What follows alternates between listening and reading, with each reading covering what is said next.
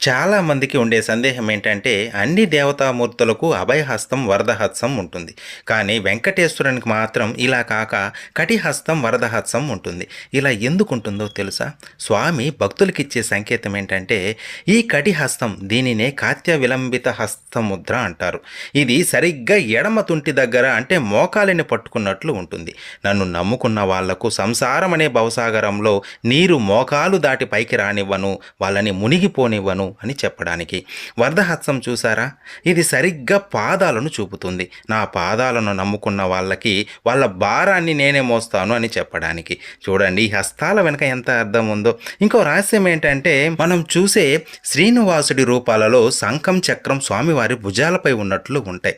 కానీ నిజమేమిటంటే స్వామివారికి రెండు హస్తాలే కాక ఇంకో రెండు హస్తాలు ఉంటాయి. అవి వెనక నుంచి శంకు చక్రాలను మోస్తూ ఉంటాయి. అవసరమైనప్పుడు ఆయుధాలను ధరించి భక్తులు